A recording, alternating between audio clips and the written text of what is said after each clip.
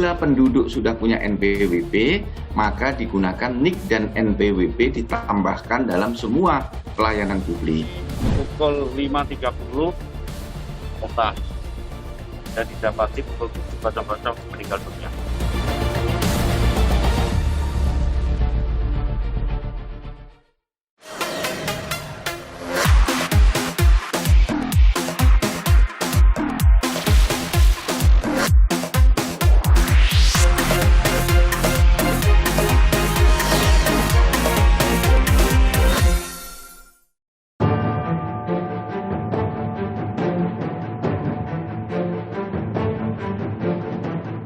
Senin 18 Juli 2022, Rina Wulandari menjadi korban penembakan di depan rumahnya, tepatnya di Jalan Cemara 3, Padangsari, Banyumanik, Kota Semarang, Jawa Tengah.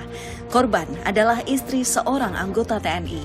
Terjadi 2 kali tembakan yang semua mengarah ke tubuh korban dan satu proyektil bersarang di tubuh korban, kemudian satunya tembus yang tertinggal di TKP. Suami korban, anggota TNI berinisial Kopda M, menghilang pasca penembakan. Bahwa pada saat setelah kejadian, yang bersangkutan ini sempat mengantar. Ya, saya ulangi, sempat mengantar. Dan sempat menunggu sampai dengan pasca operasi selesai. Di kemiliteran, ya, dituntut untuk kehadiran. Ya, pada saat besok harinya, yang bersangkutan tidak hadir. Upaya satuan bagaimana? Ya mencari sampai yang bersangkutan ditemukan.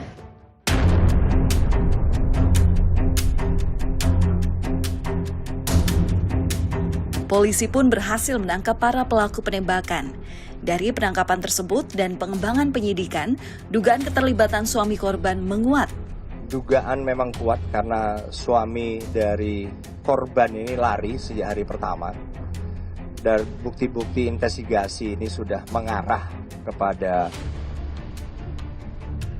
beberapa orang yang kami lebih cenderung juga mengaitkan suami korban. Ini akan kita usut tuntas, pasal-pasal yang kita kenakan pun akan maksimal. Antara lain adalah pasal 340, termasuk pasal 53, juntonya ke 340 KUHP, sehingga kita pastikan semua pasal yang bisa dikenakan. Polisi berhasil mengamankan 5 orang tersangka, 2 orang berperan sebagai eksekutor, 2 tersangka sebagai pengawas, dan 1 orang tersangka lainnya berperan sebagai penyedia senjata api. Dari pengungkapan ini, kita berhasil amankan 5 orang tersangka. Jadi nomor 1 Sugiono alias Babi, yang nomor 2 Ponco Aji Nugroho, ini satu tim sebagai eksekutor. Kemudian Supriyono dan Agus Santoso satu tim sebagai pengawas. Jadi yang tim eksekutor ini menggunakan kendaraan Ninja, sedangkan tim pengawas menggunakan Honda Beat. Kita juga telah ungkap penyedia senjata api, yaitu saudara Dwi Sulistiono, di mana H-3 sebelum pelaksanaan kejadian, yang bersangkutan telah terjadi transaksi senjata api rakitan yang disinyalir rakitan dengan nilai sekitar 3 juta.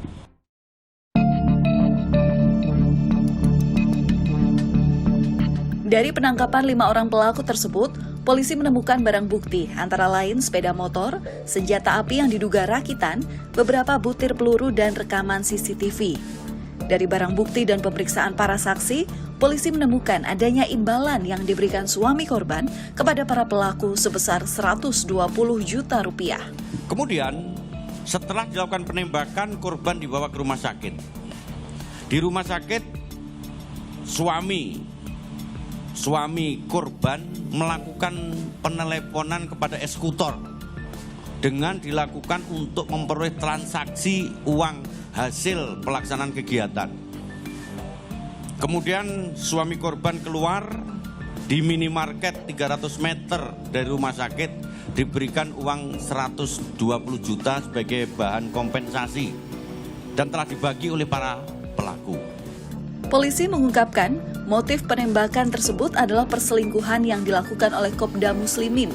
Polisi telah mengamankan kekasih gelap Kopda Muslimin. Motifnya punya pacar lagi. Jadi ada 8 saksi yang kita periksa, di antaranya saksi W itu pacarnya. Jadi pacarnya W itu sudah kita lakukan pengamanan bahwa dia sempat lari. Jadi yang bersangkutan lari setelah melakukan kegiatan ini, tetapi pacarnya tidak mau. Korban penembakan saat ini, Rina Wulandari, masih dalam perawatan. Korban dan keluarga berada dalam perlindungan TNI. Alhamdulillah keadaan anak saya ini sekarang sudah sangat membaik. Ya, sudah bisa ngomong, ya, nanya anaknya. Ibu suruh jaga. Sudah bisa dahar makan. Daharnya kan pakai infus ya. Iya. Masih infus. Iya. Sementara yang lembut-lembut itu loh. Itu kita membuat tiket untuk menjaga korban, sehingga kita jamin keamanannya selama di rumah sakit. Di rumah keluarga juga ada untuk anak-anaknya juga di.